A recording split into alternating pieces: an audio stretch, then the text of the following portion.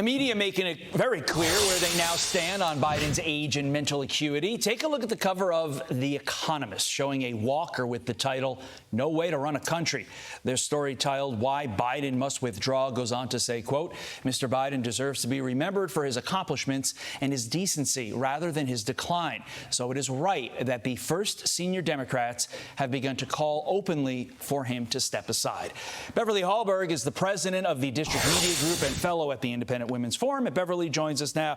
Great to see you as always, Beverly. I think those of us who have been drawing attention to Joe Biden's mental acuity for the last 3 years are really confused as to why everybody else is just joining the party. And one Democratic strategist has an answer. He says, stepping back for a second, I wonder why the political press shifted so hard, so fast into an anti-Biden campaign. It wasn't the debate. They all knew he was 80 years old. The debate was the excuse, and I know it's personal pettiness for the New York Times, but what was it for the rest? So, Beverly, that's a great question. What was it for the rest? Definitely a fair question. I think it's a combination of things. I think, first of all, the Democrats have told the press that it's okay to go with this narrative. You had commentators following that debate who were liberal, who came out and said that this was unacceptable, that Joe Biden is obviously off his game. And I think there's another major part of this, and that is when you look at the polling, you see that Joe Biden is not doing well, especially after this debate. And so I think that there's one crime Joe Biden can't commit, not whether or not he's actually able to secure this country, but whether or not he can actually win. And so when they see him losing, that is when they turn on him. And I think that's why we're seeing the tides go the way that they are. But there is one common theme coming from those, quote unquote, defending Joe Biden. Here's what it is. Take a listen. I didn't have a good debate. That's 90 minutes on stage. Look at what I've done in 3.5 years. Obviously, there were 90 minutes of a poor debate performance, but that does not define the record of accomplishments. It does not define the vision that President Biden has. So one bad night does not affect 3.5 years of a stellar accomplishment. I can tell you that there have been more than a few Sundays when I wish I had preached a better sermon. But after the sermon was over, it was my job to embody the message, to show up for the people that I serve. And over the last 4 years, he's been showing up for the American people.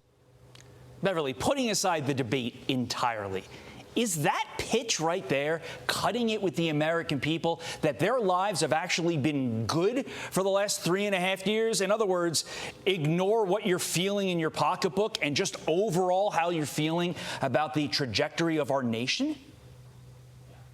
And this has been, well, first of all, no, this has been the problem of the Biden administration for the past 3.5 years is they often tell the American people that what you see and what you experience is not real, whether or not there's a crisis at the border, whether or not inflation is transitory or good or really not as bad as what you think it is. People know with their own eyes and their own ears what's going on. And so we've seen this gaslighting. And look, I think there's this place for people to say Joe Biden, that he wasn't at the top of his game, but to say that all of a sudden this has taken place when we have seen it for years, for months, even to the extent where you had the media saying that there were cheap fakes going around. Well, was that 90 minutes, that live 90 minutes, was that all a cheap fake? And so I think it's insulting the American people at this point. I think that's why we're seeing the media turn, because they also know that they can't keep a narrative that Joe Biden is running circles around his staff. We all have a family member who's gone through something tragic like this, where their mind is not as sharp as they age. And I really think the writing is on the wall for Joe Biden. I don't think the ABC interview that will air tonight is going to do any good. I think this is a matter of when and how he steps down, not a matter of if.